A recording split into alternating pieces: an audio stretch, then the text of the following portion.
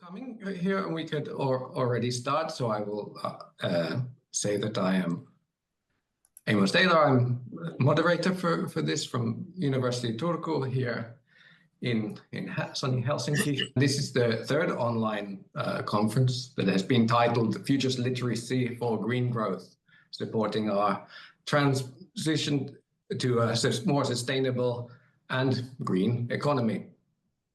And in order to do this, we need to increase our capacity and our capability to understand future possibilities and challenges, and to make possible different alternative futures that may open up. This, we assume, happens up through multi-sector innovation and clusters of innovation ecosystems across multiple sectors. The EU on the global scene must interpret its path in such a green growth against global actors and challenges. But it can write its own narrative. And that's the important thing here is that much of this has been unwritten, and through collaboration and new convergences, new possibilities can open up. And in a way, that's what our initiative is about. So our Erasmus-funded project, SF4S, Strategic Foresight for Sustainability, that's a mouthful, is a collaborative initiative bringing together universities, vocational training providers, innovation networks, and businesses across from the agri-food, health, and mobility sectors. Our goal is really to bridge the gap in green and digital and sustainable foresight skills and help students and professionals alike prepare for the future, or many futures as they emerge. By fostering knowledge exchange between higher education, vocational, and industry, our project supports the European transition to a sustainable economy. This project, of course, aligns with the EU initiatives like Green Deal, NextGenerationEU, and European Skills Agenda. So in practice, what this means is that we scale an innovative method, which we call strategic foresight for sustainability, a blending of those two approaches, drawing from corporate foresight, sustainability management, green business models, and digital skills. This has been done in the past few years now in our project through growing a community of hundreds of industry professionals and individuals in higher education institutions, along with extensive research, co-development solutions, and creative learning materials that empower students and businesses alike.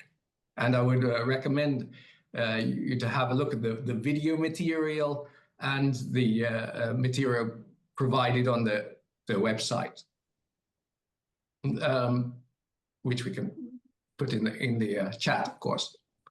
So there's been multiple students that have been going through our courses. In the long run, SF4S will drive a kind of adoption for a future-focused sustainability skills and ensure a skilled workforce ready to lead this kind of new green transition. So together we aim to shape a more sustainable future. Green growth is the kind of mechanism to do this. And today we will kind of introduce this through three different panels. The first panel, mini panel, will be Toni Alquist and Johanna Vielasu from Taltech, and Toni is from University of Turku, and we'll talk about challenges. In the next session, straight after that, Henning Bauer and Pierre Blozenek from Michelin will also present more on the practices and methods. What are the lessons learned from industry foresight projects? And then finally, in the last session, René Rohrbeck and Theresa Henning, author of Pandopia, will be talking about the training for the future and how can curricula be adopted for vocational and higher education.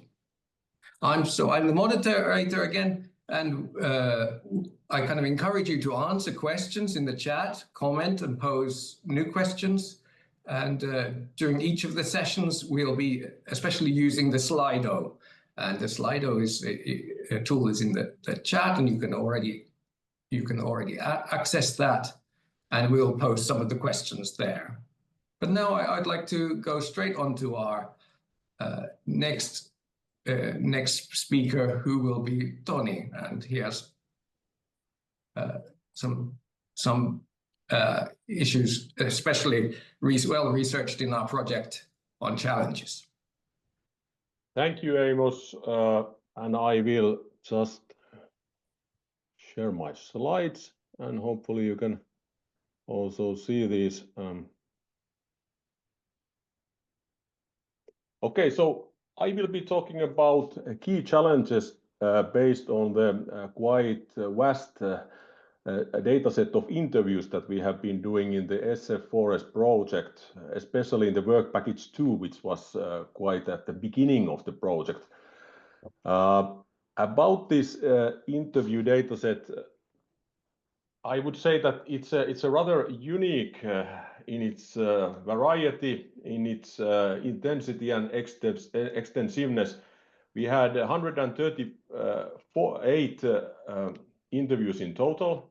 They were done by 9 partners. They were done in multiple languages, and we were using quite similar summarizing approaches in all of the interviews. So we were doing semi-structured interviews and summarizing them also in quite systematic way.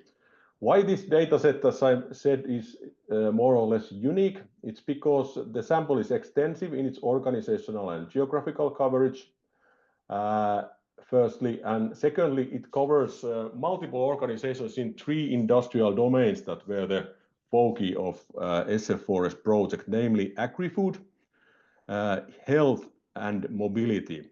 We also interviewed quite a variety of various foresight, policy and consultancy experts, and they are also included in the dataset numbers.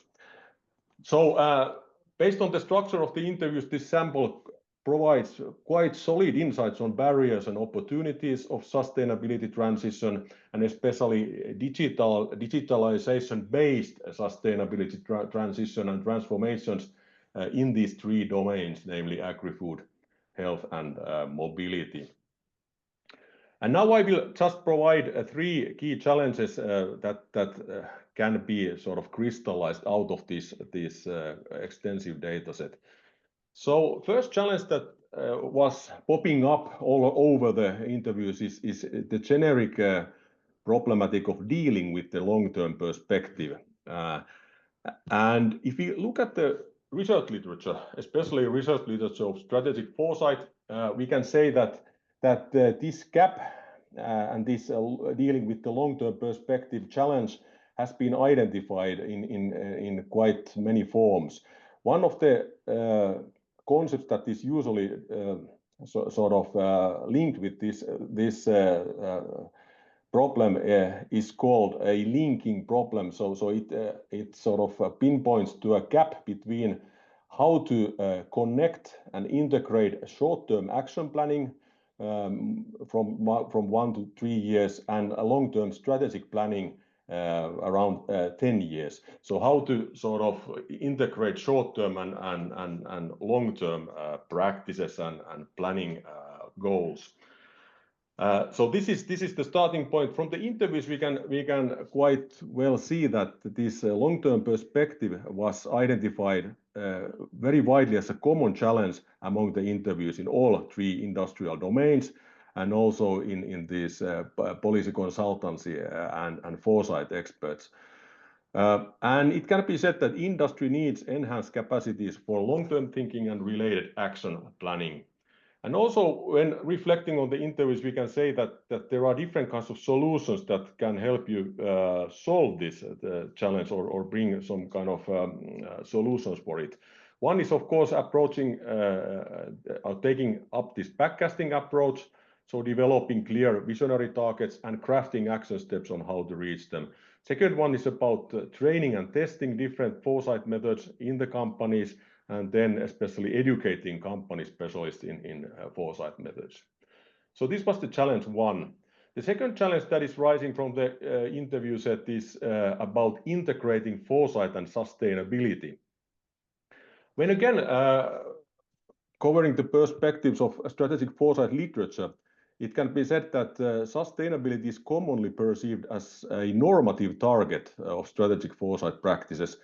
And it can also be said that connections between foresight and sustainability are mostly thought out as context-dependent issues. So it's very hard to find generic turnkey solutions for solving this how to integrate foresight and sustainability in specific industrial contexts.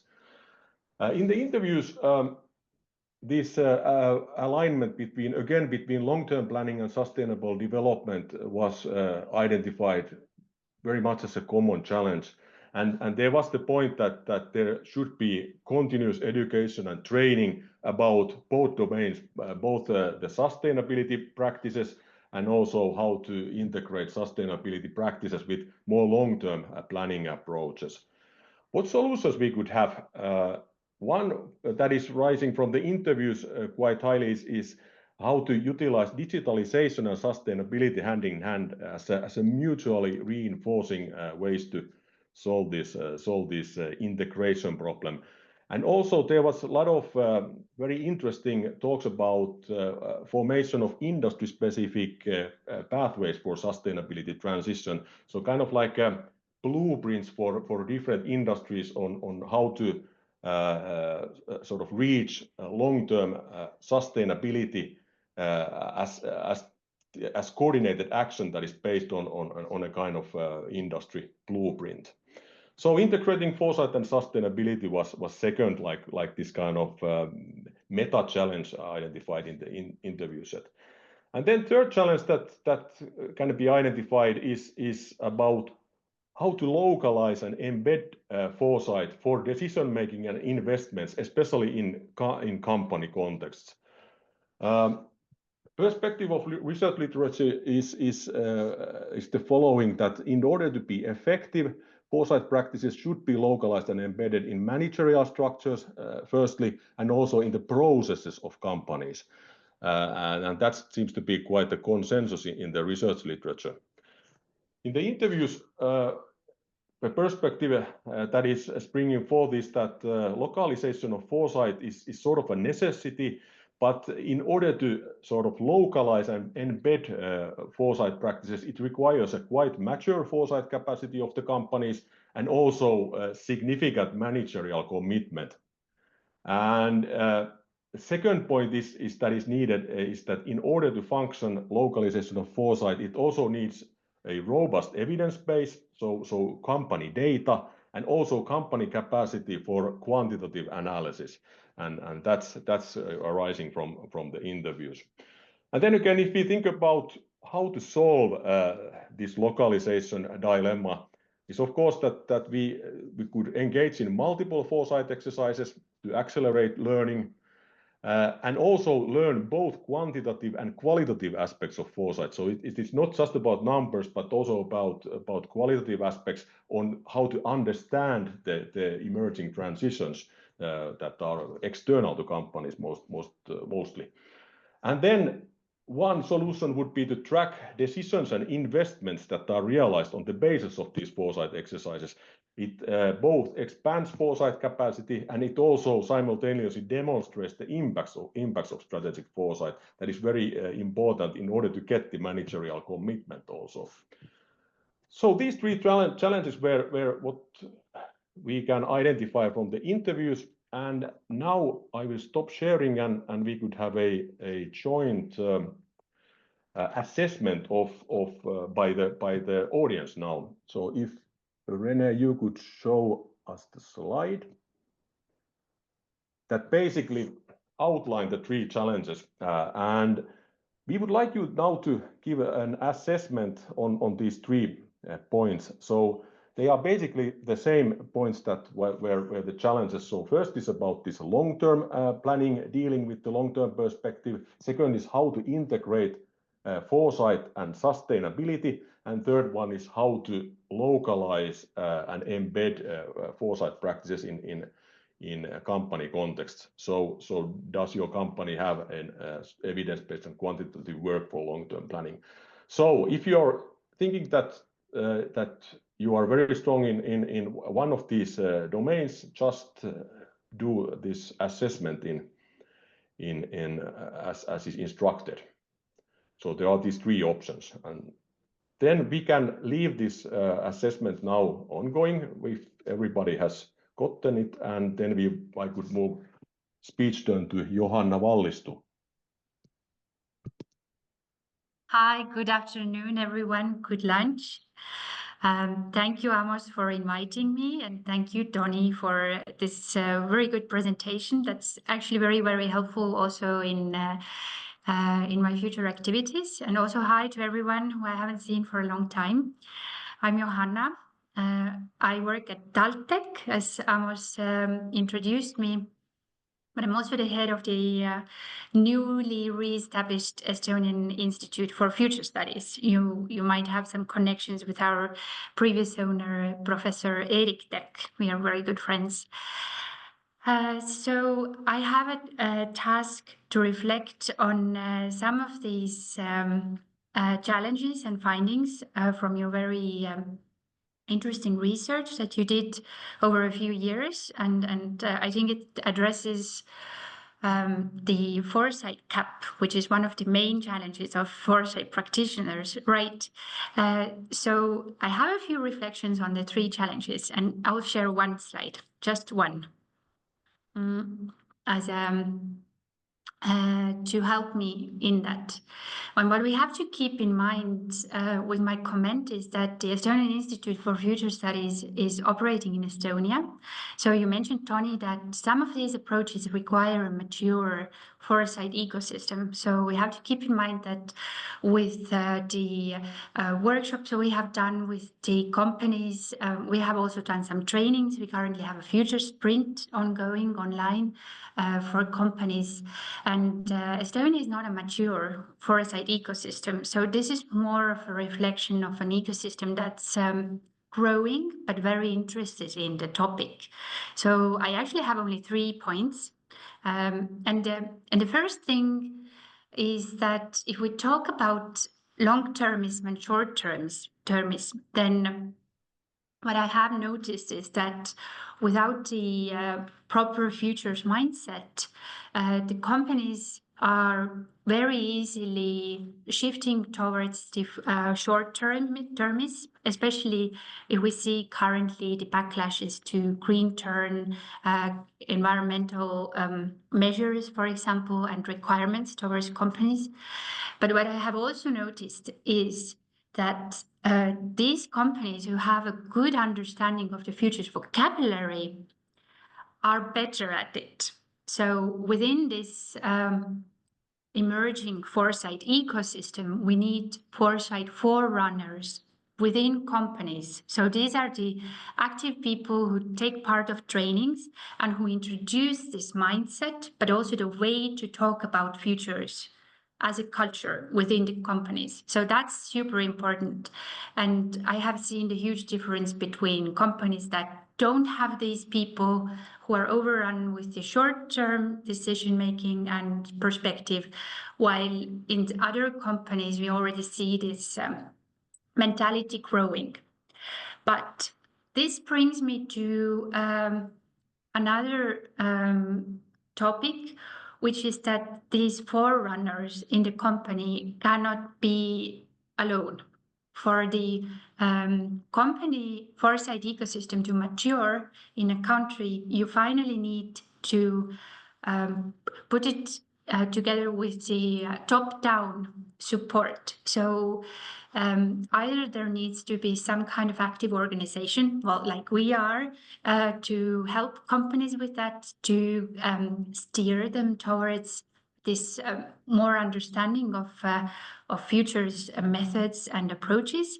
But I think it's also on a general level, to shift from the short term to the long term, there needs to be someone who masters making it very tangible, to showing these scenarios, to making it practical, to helping to go through these steps. What do we have to do now to be prepared for these different futures?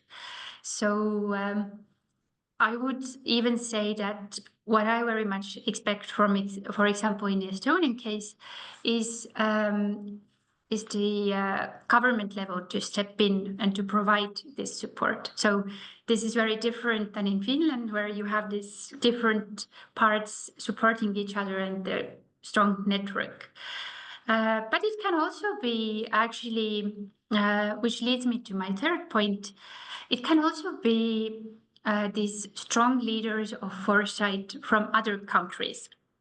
What I've noticed in Estonia is that we rely very much on foreign expertise. And for that matter, I'm very, very happy that there is such a strong international foresight community that once the Estonian companies master the vocabulary and understanding that they can, what they should pursue in terms of foresight, then they find the resources also from abroad. I know a lot of people who've been to Copenhagen Institute studies. Some people come to Turku Futures Conference. So this kind of international best practice and positive examples also lead the way and help to align these targets. Especially as we also have to take into account that in Estonia we have SMEs, so we don't have these huge corporations with huge foresight teams. So they have to very much rely on their own resources and ability to learn. But these are very briefly my key takeaways, and I'm very happy to discuss if we have some time. I'm not sure. I see there's an active chat discussion. Thank you. Great. Thank you, Johanna, for excellent insights. And I think that you provided really localized perspective on foresight practices now in the case of Estonia. I would say that we probably need to move now further on in the program. So I will turn to Amos, and he will probably. We could have a look. We could have a look at the memento, the Slido, and there's been lots of good comments in the chat. Yeah, but yes, clearly long-term planning seems to be the winner. Yep.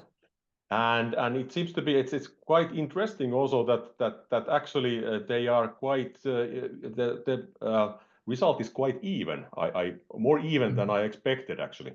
So this is also quite interesting insight. Very good. I think we could move on to Henning, if you would like to just start your session already. That would be very good. Right. So also welcome everybody from my side here, coming from Berlin. Very happy to share a bit on what we have been working on in the context of our project here on strategic foresight for sustainability. I think we also have two Mentimeter questions here to share with you. So may you, Renee, want to bring those up? So as we're moving on now from, okay, what are the challenges in the organizations? What are the kind of approaches and what is the kind of mindset, as Johanna called it, that is required to mainstream this kind of futures thinking, futures literacy in organizations? A next step could be looking into specific practices and methods. And our question to you would be just open-ended to share with us a little bit on the kinds of practices and methods that do work well for you. First question. Second one will be the practices and methods that you may have experimented with, but that did not work so well with you. And having just said this quite briefly, I will just move on and we can yeah, we don't have any slides here. We'll just go into an open discussion. And I want you to think about maybe going a step back to the original title of our project, Strategic Foresight for Sustainability. So we have the foresight aspect and we have the sustainability aspect. And we have two different perspectives and approaches of looking into the future, right? So we have the traditional core business, I would call that, of foresight, yeah, and we saw some interesting questions here already in the chat. For instance, Sarah Plank was asking for the uncertainties and international dynamics that we should go into. Of course, this is like the traditional question here: what is happening in our organizational environment? How can we prepare for alternative developments, as Johanna also framed it? And on the other side, we have this kind of normative outlook, right? So if we talk about sustainability, we're not just thinking about different options.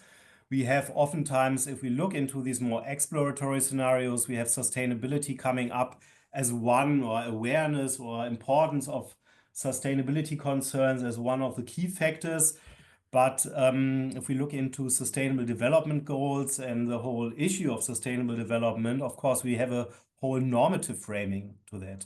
And when we look into what's going on in the organizations, many, the ones that already have a kind of sustainability mindset, they're usually following this more exploratory approach, looking into their environment, looking into what kind of political, technological, economic, environmental factors could affect their business in the future, but they're not so much looking into the normative scenarios where they want to go. And one question is, how can we integrate these two approaches here? So in order to address that question, we'll showcase you a couple of examples, how to work with a range of desirable future scenarios, for instance. And doing that, I also want to welcome two guests we have here. One is Theresa Hannig, author of the really world famous and fantastic science fiction novel Pantopia. I can recommend everyone to have a look into that if you haven't read it yet. And we have also Pierre Plusnek from Michelin, where we had quite interesting collaboration with working with these more normative scenarios and envisioning futures of the mobility business in this great company. Third person could not join today here, kind of last minute, which was Karl-Heinz Steinmüller. I think many of you are also familiar with him. He's a scientific director and founding partner of Z-Punkt, the foresight company, and he's also a science fiction author and an outstanding expert for future studies. And one interest he and myself and many others share is exactly this contrast between the more exploratory approaches to deal with future scenarios and the more normative approaches. And if we look into them, both have their advantages. The exploratory ones help you to prepare for alternative developments. However, on the downside, they lack the more normative objectives and goal-setting function, especially if you relate them to normative frameworks like the Sustainable Development Goals. On the other hand, you have the normative scenarios that envision desirable future outcomes and serve as guidelines for planning, policy making, and strategic decision making, or achieving specified sustainable development goals. However, they easily lose connection to reality, and it's difficult to anchor them in daily practices. And one example that Karl-Heinz Steinmüller shared, and I thought that was a very nice and interesting example that Kyriaki made want to share here also in the chat for you if you want to look into that one, is a project he conducted together with the European Environment Agency. And in that project, they developed alternative normative future scenarios, so positive imaginaries for sustainable development in Europe. And different scenarios were accounting for different external conditions and featuring different main protagonists. So there was one called Technocracy for the Common Good, in which sustainable development is ensured through monitoring and state control of social and ecological system. The second one, named Unity in Adversity, is where the European Union is the main actor, enforcing boundaries for economic activities through regulatory and market-based measures. Third one would be Great Decoupling, where innovative companies, achieve technological breakthroughs and allow a decoupling of gross domestic product from environmental harm. And the fourth one, in which civil society, and I think that comes close also to what Teresa described in her book. Maybe you can come back to that later on. In this ecotopia scenario, civil society drives change and technology is used rather sparingly to enable more sustainable community lifestyles. And the way to bring across these scenarios and to facilitate communication around them is often done through different narrative approaches that do not just outline the alternative scenarios, but also allow us as readers or as receptionists to envision them vividly and to think through implications and to critically discuss how to promote the more sustainable development. Teresa and we already discussed a bit on that in a podcast that I think we can also share here in the chat if you want to look into that. Where we also talked about Pantopia as one whole novel unfolding such a narrative approach, as you could say, to a more normative future scenario. And I know that, Teresa, you also worked with companies to enrich their foresight approaches with some narrative approaches. So maybe you can share a little bit on your experiences on that and give us one illustrative example how you did that. Hi, hello everybody. Thanks for having me here. I've been doing some science fiction prototyping with some companies and organizations. One of the biggest companies, I also mentioned this in the podcast, so it's with Bosch Siemens Haushaltsgeräte, you might know that, and they wanted me to write a whole novel about their future personas, so that their design team could have a vivid image of the personas and how their lives would be. I mean, they had the personas beforehand, and so I guess the designers already had, let's say, a sheet of how this persona works, what are the interests and stuff. But my task was to really write a story about them, so that the designers could really feel how it is to be these persons, what problems they have, what history they have, what interactions they have, and how they could really use this or that product in the future. So this was for Bosch Siemens Haushaltsgeräte. And I worked at several other institutions. The latest was with the University of Paderborn, and they had a project called UBI tags. So this was about the possibility of a future where you have printable, ubiquitous RFID tags, and how this would impact our society, our industry, our politics and our interactions. So I had the task to write a story about this and how this could fold out into positive or also negative scenarios. So that is what I'm doing as a science fiction author, really creating these scenarios and writing stories about the things that would be maybe a little bit dry and not as much fun to read when you're just reading a scientific paper. Yeah, I mean, that's really great. I think that's a very comfortable, maybe even luxurious approach, right, for an organization to just hire a science fiction author to write a whole novel about their future imageries, so to say. So we saw one approach from here, this European Environment Agency, the project Karl-Heinz Steinmüller worked on, developing alternative normative scenarios for sustainable development in a certain region like the European Union.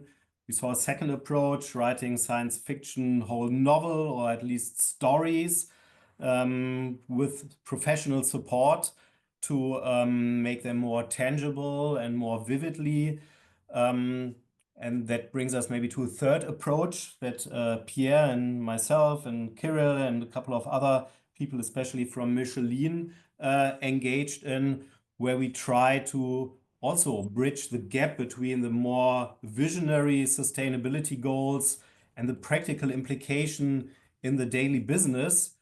And something that we did there, we looked into what was already there in Michelin, in the organization, what kind of core values they had in place with respect to sustainable development, what kind of purpose, what kind of ambitions did they already communicate. We combined that with vision seed that we had actually already developed here in the SF4S project, and then try to develop local visions, how these changes, if they would unfold in a desirable way, could change not just the surface, but also the whole city in different spots of Clermont-Ferrand, which is the city where Michelin has its headquarters. So welcome, Pierre. So maybe you can also share a little bit about your or our experiences with trying to bring these more normative future scenarios down to earth and down to what you're doing in the company. Sure. Thank you very much, Henning. So I am Pierre Pluzenek. I'm working in the foresight team of Michelin. So we are 4 people looking on the future, far future. So it's the time horizon we are working on is 15 to 30 years, depending of the type of topics we are working on. For people who don't know the company Michelin, Michelin is mostly a tire manufacturing company, and we are doing tires for all type of vehicles. It can go from mining vehicles, so the big earth movers, to agricultural vehicles, to airplane vehicles, to bikes, to of course cars as well, and trucks. And we have a very big. We know that the company from a long time now. We are aware that Michelin company has a big environmental impact. Not only in industry. The industry is quite well managed, but mostly on the what we call the scope 3. So what is called the scope 3 of environmental impact. So mostly in the usage of our products or of our tires. And so it's a very big concern for us, and we have a team of around 150 people working on sustainability centrally in Clermont-Ferrand. And when we worked with Henning about different type of thing we could do, the first step was made in Berlin in 2023, and we worked on different type of scenario about sustainability and how we could involve things and how we could make things change. And we decided in 2020 to make a workshop in 2024 with Kirill. That I think Kirill is in the audience as well. So with Kirill and Henning, so they came in Clermont-Ferrand, and we implemented a collaborative workshop. So I thought with the foresight team that it was very important to have a collaborative approach to make people more aware about what could be the future and what would be the desirable future. So we worked on the desirable future scenario, what we thought would be interesting to implement, and we used four steps during the workshop. So the first one was to prioritize a different type of challenges that Michelin has to face, and Michelin and its customers. The second step was about creating a combination of the values about Michelin, about the different type of deliveries that we can have, the sustainability ambitions we have, and the scenarios that were made by SF4S. So it's the FS4S mobility scenario. So we were creating a combination of components about all these three topics. And at the end, we envisioned and created a new vision and maybe new business models to try on sustainable mobility. Specifically, at first, we thought about how to implement that locally in the city of Clermont-Ferrand, in the center of France. But by doing so, we worked with things that we had already. We knew that were already possible in place, and with some budget allocation and things that were already existing, and being part of a movement and make an inflection of this movement with the new thought of the workshop. And we worked on things that could be a new announcement for the city around what is called the innovation center. So it's a collaborative innovation center. So you see, it's part of the value of Michelin to be collaborative. So I just will share my screen just to show you show you what's behind. So I hope you see my screen, but you see here you have the presentation about what is the PIC. So it's a collaborative innovation center. And just to show you what the reality of the site is, it's a former part of the city that was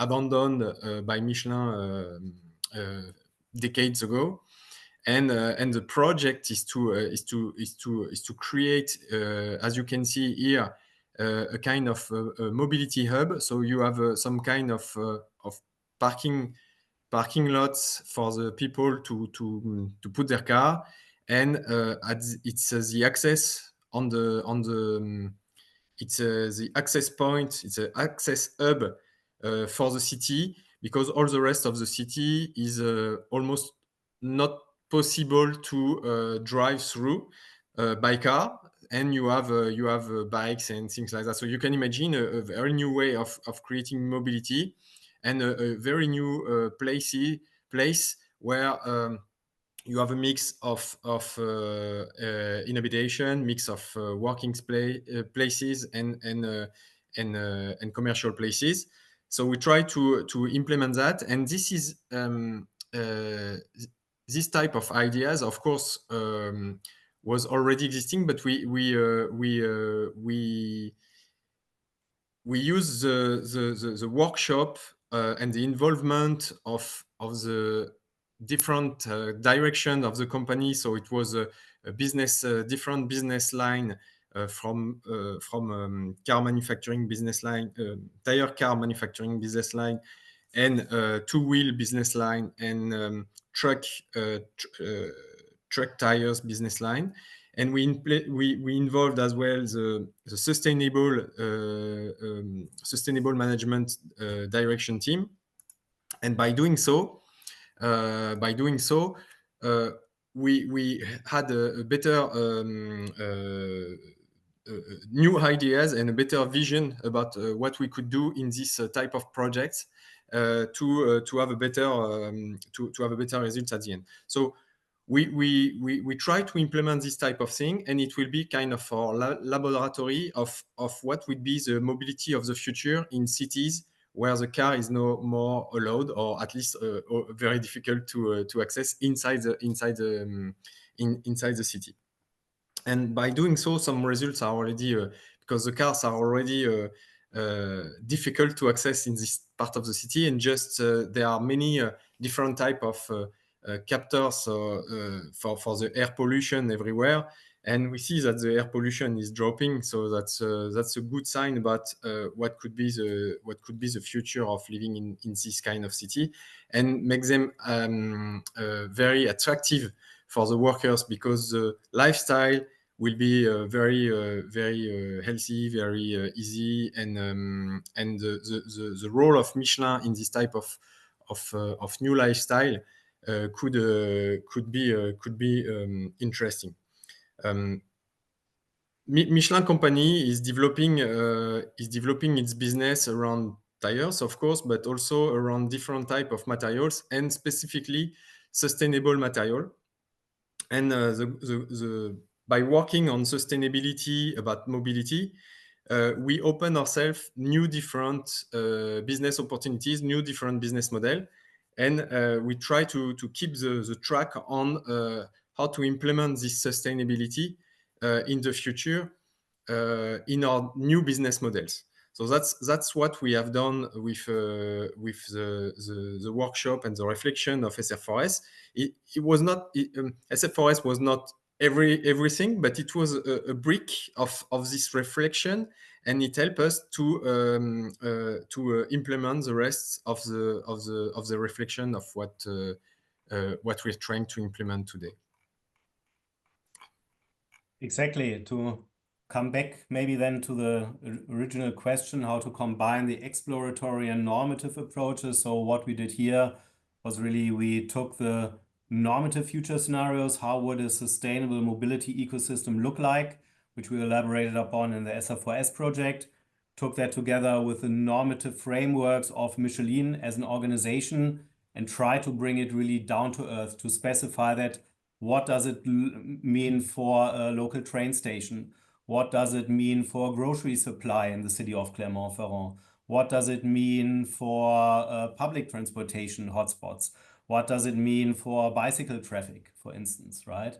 And then back that up with sustainable business models that really could serve as a basis for new business development in these different domains.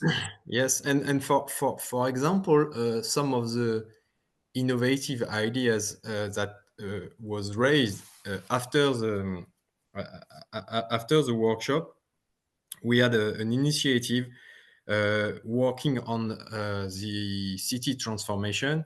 We said, you see, in Google Maps, you can find your way when you're walking. You can find your way when you walking, when you using the car. You can find your way when you're using a train, or even sometimes a plane. You can find that in Google Maps, but you're never able to find it, for example, when you're a disabled person. And maybe sometimes if you say I want to walk from this place to this place, you if you are in a wheelchair, you can find some stairs to just in front of you, and the way that is in Google Map is not accessible for the people in wheelchair. So you can imagine that okay, for disabled people, but if you push a little bit more the innovation, you say, okay, but it's true as well.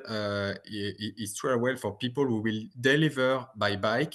It's true as well for many things like that. So it's actually there are many improvements, and that's the type of innovation we are working on.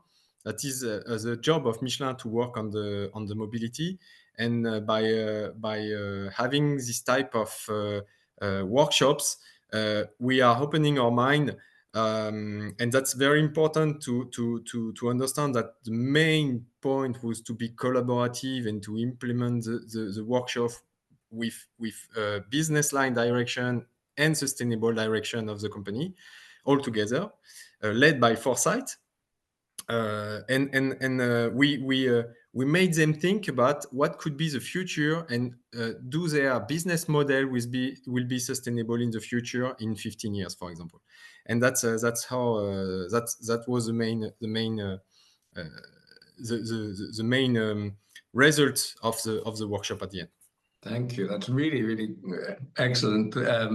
It was really three very different perspectives, but it was really interesting to hear it, something very tangible and excellent example. Maybe we will, if we could have a look at the results of the cloud briefly, we could, and then we could move on to you, René, after. Yeah, after I mean, I also see here in the chat there's already some discussion Yes, going lots of on, and discussion. how far is this something that has to be left up to experts? Of course, it is not. I mean, the whole idea here is to empower a wide range of people in the organizations to make these foresight approaches more accessible. And yes, indeed, as Camilo here remarks, right? So we need some more radical empowerment of the inherent human ability to envision desirable futures. And in Germany, we're coming out just out of a not so future-oriented election here. So actually, this is something I think very important, and something that probably leads us on to also the final block here today on education and how to facilitate understanding about these different approaches. So let's very briefly look into what we have here. You see, number one is definitely working with future scenarios. One of the main method here doesn't specify if that's exploratory or normative scenarios. Most people actually, if they just mention scenarios, are implicitly referring to the more exploratory scenarios. Pestle analysis is part of that, right?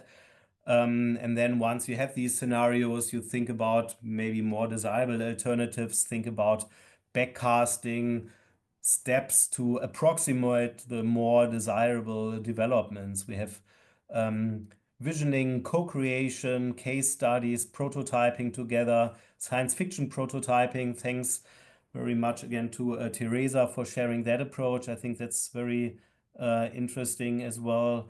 Envisioning, linking foresight to strategic communication of an organization. Yes, that's of course very important. So we see a couple of interesting approaches here, and of course we will share that also with the documentation here today and with the slides, road mapping, of course. Let's look into the methods that did not work so well for some of you. Let's see if we have any on these as well.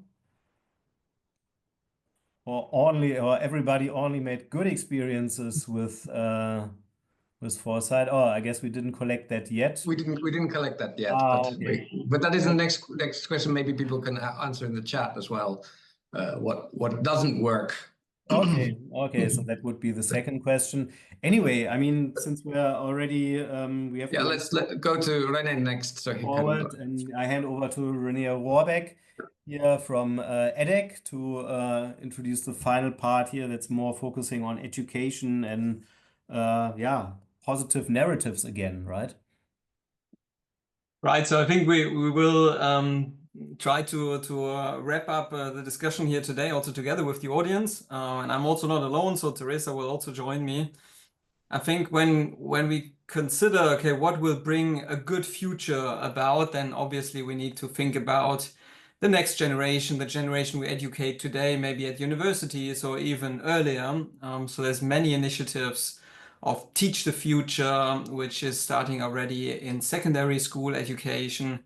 We at EDEC, we have created very recently a new center, which is called the Center for Net Positive Business.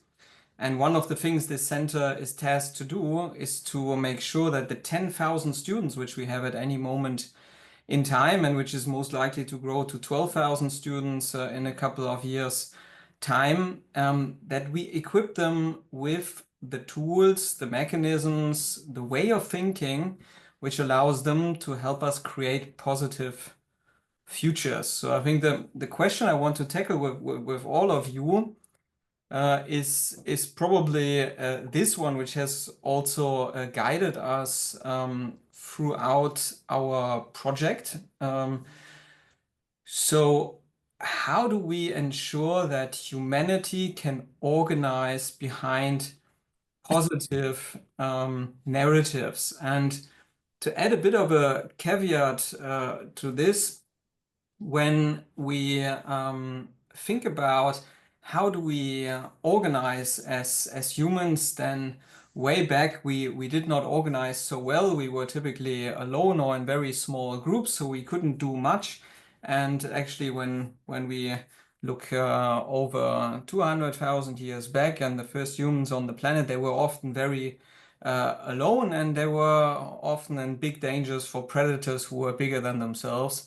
Now we're clearly the biggest predator on the planet, and we also entering a phase which we call the Anthropocene, which is a phase where human activity is altering the planet, and in some good ways, but also in many bad ways. So let's start a discussion in the chat, and maybe also handing over the question to you, Teresa. When you read this big question, what comes to mind? What can we do to ensure this? Yeah, actually, this is isn't it the biggest question ever? I mean, how can we organize? How can we get behind a really good narrative that we can all agree upon? I mean, this is really difficult. I think the only axiom that everybody has ever agreed upon would be the human rights. That this is the basis for all of our actions that could be united.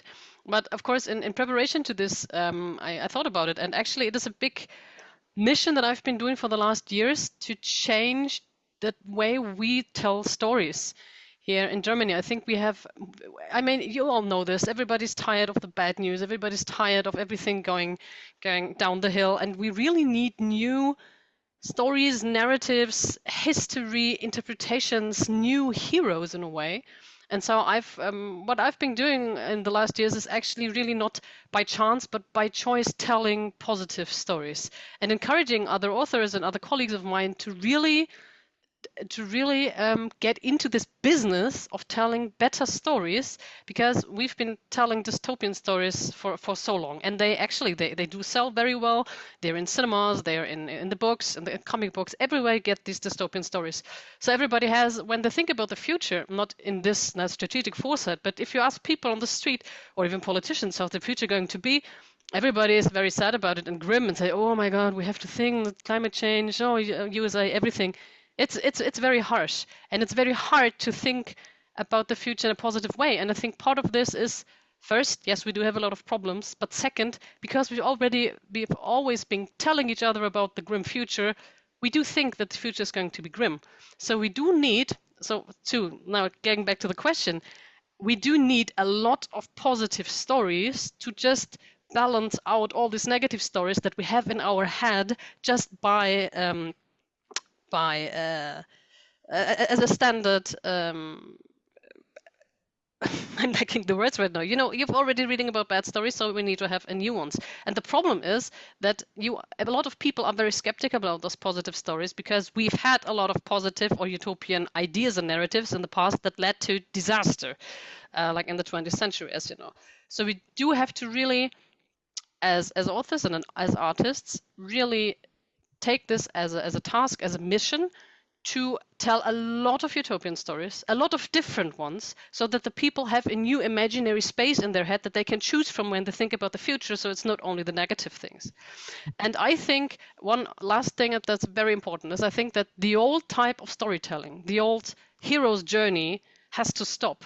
This is a kind of story that has been told for ages, and that's very, very successful in all the movies and the books. Like, you know, there's a problem, the hero comes, he overcomes his enemies, he's glorious, he rescues the world, finish.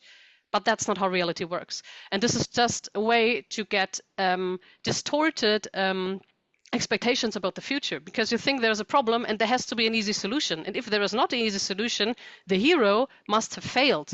But that's not the case. We must realize that the future is very complex and we are very interconnected. So every problem that we have must be solved in a very connected way, in a very various way. So we have to put into these new stories, new perspectives of new groups of people, minorities, women, people of color, queer perspective, and everything that we haven't been telling in the past, like where only the white male hero saved the day. So this is the new way that we really have to tell stories, diverse, positive, and in a togetherness that we didn't have before. Wow. Great way to kick us off. Wonderful. I see also wonderful comments here on the side. Martin is saying, well, we need to bring the discussion around values also into the game. What is it what we really value? that resonates also well with also what you said, Teresa, with what we discussed recently at the UNESCO Futures Day, where the head of the Prime Minister's Office of Spain, he said actually we had a lot of utopian novels, but they're all dating back from the 1980s. So it's also a very interesting reflection when you were really in bad situations, 1980s, not 1980s, sorry, the 1800s. You know, really dire situation, bad hygiene, bad food, etc. And people are imagining as authors a lot of utopian stories. Now we're living, many of us, and many of us also not on this planet, but many of us living in abundance and living in good conditions, and we see our own downfall coming our way. So there's definitely also an interesting twist in there. I see also this intergenerational perspective. At the World Economic Forum, I'm sitting in this supervisory board for the Strategic Foresight Network, together with the Commissioner for the Next Generation of Wales. I love this. So they are asked to comment on every new law which is being put through the government of Wales, to check whether that is actually good for the new generation or not so good for the new generation. And they have not a real veto, but it's also not good if your law is being flagged as this is really not good for the next generation. Wow, how would we need this in Germany right now, right, Henning? Let alone America. Definitely. A bit too late now, but yeah, we were definitely missing some positive narratives here. Yeah, and I also like the approach that Karl-Heinz suggested here, right? Just not having one positive narrative, but having the direction and the purpose, so to say, quite clear, which is more sustainable development of European economy and business environment, so to say, but having different alternative pathways, how to get there, right? And not everything is positive for everyone, but many can probably agree on the general direction things have to go into, right? And what is also interesting to see, and is also an interesting comment here from where did I see it? I just saw it here. Collective capacity from Martin. It's a very interesting dynamic, whether you talk to one person, whether you talk to a small group of people, or whether you talk to 130,000 maybe at Michelin, for example, which then find so much own bureaucratic ways of looking at their own future that it's very difficult to still relate their actions to things which they as human beings might hold as personal values, but once in a big bureaucratic environment, it gets different. Now, taking us back to this question about, well, how do we bring this about and what's the role of education? I would just like to share really 3 ideas here, and I'm clicking on share, it's not sharing. You guys are not seeing anything, right? We still see your key question, so you have to. Oh, wow. Okay, well, that's actually then a good news, because I thought you're not seeing anything. So I think what it boils down to when we look at what we tried with this many different types of trainings which we implemented, which we tested, and on the website you find much more documentation about what were the different types of trainings which we run for vocational training, for higher education. It seems to boil down to 3 big components. And I'd like to start here actually in the future. So I start here on the right. You know, we have this ability to jointly, collectively go onto these mental time travels. And of course, you know, we realize scenarios would help in this, extrapolation would help, science fiction would help. This is an ability which, even if it's not about the whole society, but just about how to improve what you do as an organization, which is crucial. People need to be able to create jointly these kind of narratives. For that, we probably need also this middle part. We need to have an understanding about complex systems, about how do system dynamics unfold. And we also, and I think this is what I'm seeing with my students a lot, we need to find, with all the nice new tools we have, still the grounding in what can be trusted, what is real scientific knowledge which has been tested, which has been peer reviewed, which we can rely on, and what are things which are just out there. And this becomes quite a wicked problem, I think. And we have actually, with these 3 components, constructed a number of different courses, and I would like just to show one here as an example. When you think then about the learning journeys of your audience, your students, your participants in executive education trainings, then you probably want to take them through a kind of journey through these different elements. You might also want not just to go into theory, but you also want to play with real problems, which many of our courses are doing already. So what I'm showing here is actually a course which also spiraled out of this EU project, where we said, well, can we not, what we learned through our testing, apply into a course which we developed then actually for the UNESCO Futures Literacy Program, and which is sitting on Coursera, but it's free for everyone. I think it's maybe the only one, or one of the few, which are completely free if you go to Coursera, no subscription needed whatsoever to go into this course. It's a course which has different modules, as you can see here. So we start with some basics on foresight. We play with existing scenarios on the future of air travel, which people can then relate to and find more positive futures and less positive futures, where they get introduced to the basics and the mechanisms of systems thinking. They are asked to play with how do we construct scenarios. They learn something about the cognitive bounds, and we want them then to work on completely new strategies, which we encourage to be then positive towards the characteristics of being regenerative for nature, regenerative for social systems, etc.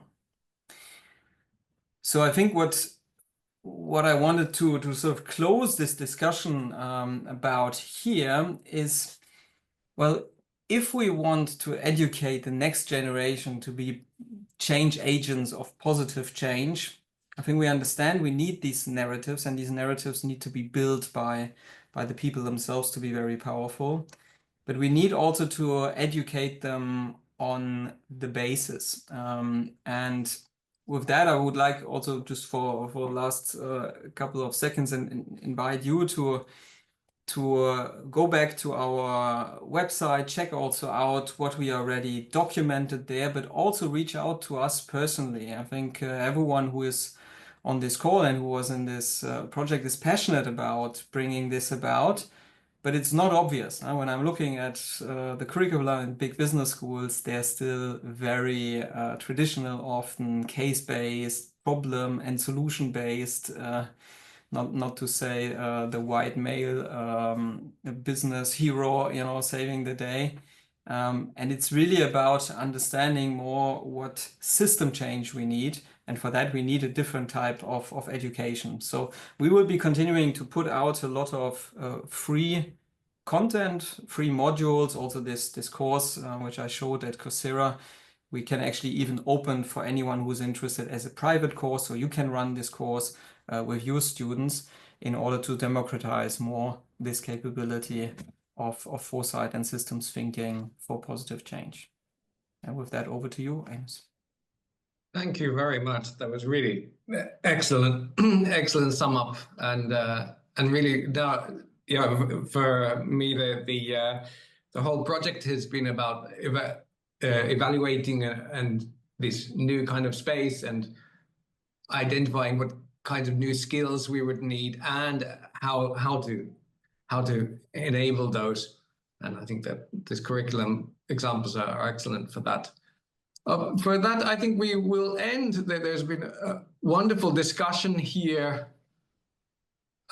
Lots of discussion. There's a very long sudden messages there that in the chat that are very good, and we'll be having a look at those still. But thank you very much. I think we are now out of time, and it is 10 past. And I thank you for attending, and please reach out and contact us. Thank you all the speakers and panelists. This was very good.